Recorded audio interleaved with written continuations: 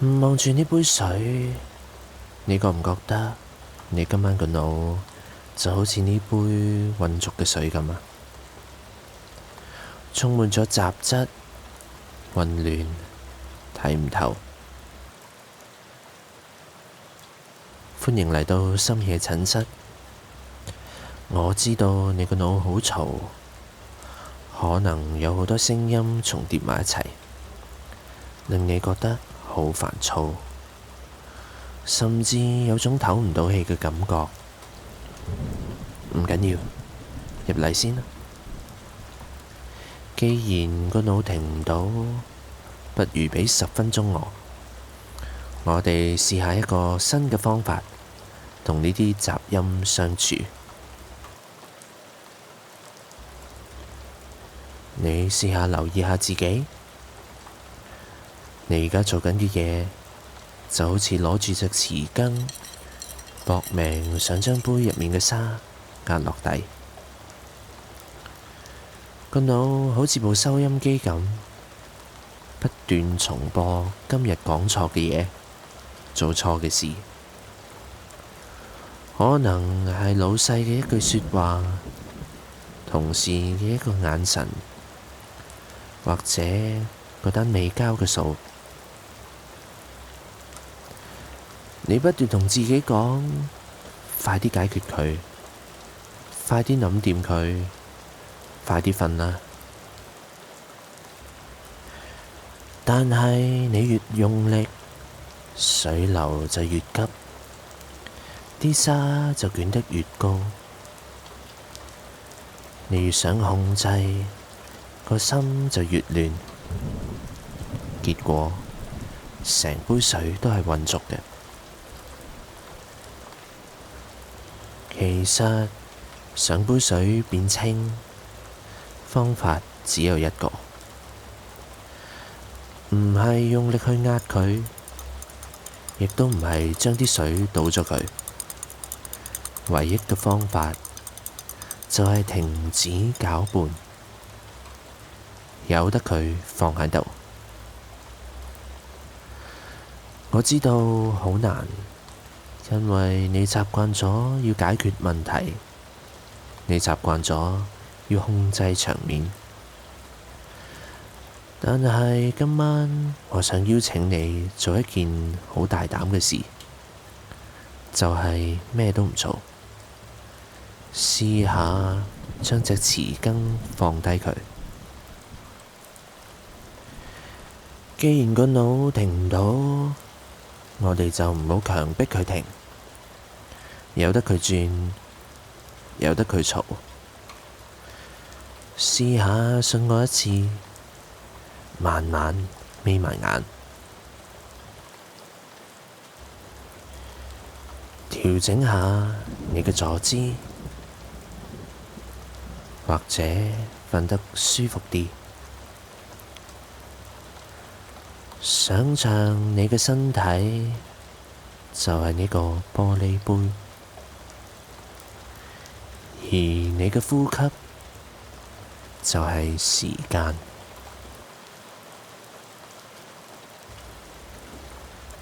我哋一齊做幾組深呼吸。吸氣，想像將一股清水倒入你嘅腦入邊。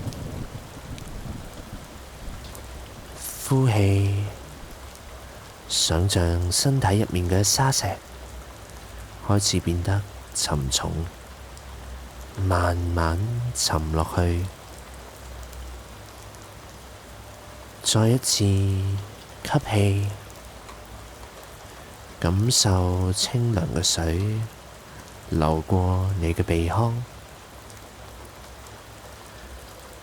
呼氣，膊頭放鬆，由得啲沙沉落去。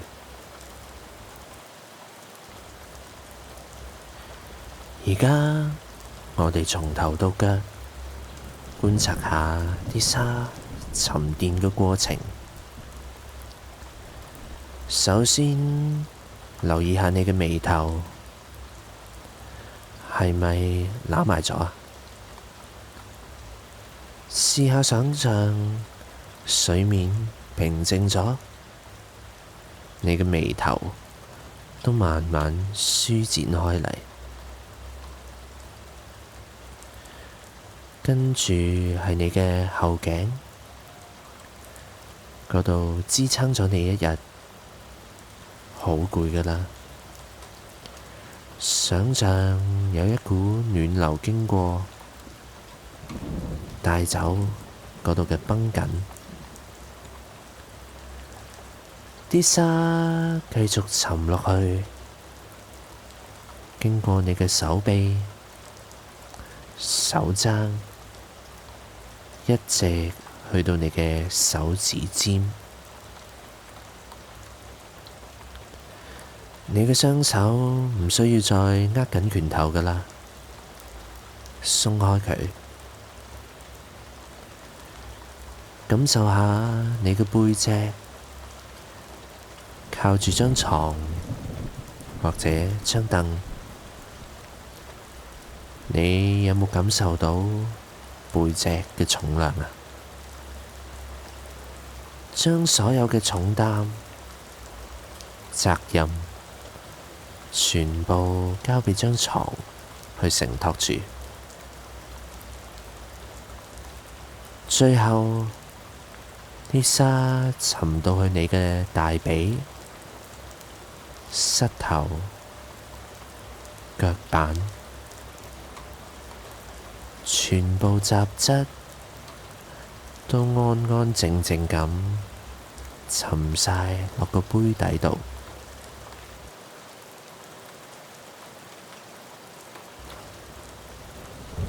而家感覺一下你嘅上半身，係咪覺得輕咗好多啊？雖然杯底仲有沙，雖然煩惱仲未解決，但係你嘅心已經好似清水咁，變得透明，變得平靜。你可以睇得穿自己，亦都感覺到自己嘅存在。你可能會驚，如果我唔諗住佢，啲問題會唔會越嚟越嚴重呢？但其實我知道你咁煩惱，係因為你着緊，係你負責任嘅表現嚟嘅。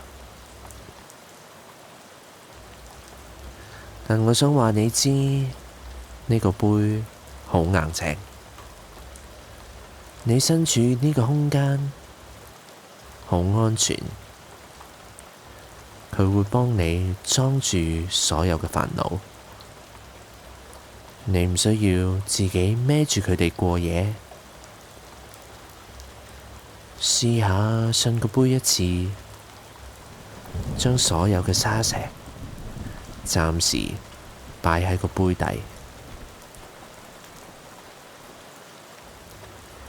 聽朝起身，水清咗，答案自然就會浮現。而家你只需要做一件事，就係享受呢種靜止，唔使喐，唔使諗，亦都唔使攪拌，隨住每一次呼吸，繼續沉澱。你做得好好㗎喇，今晚好好休息。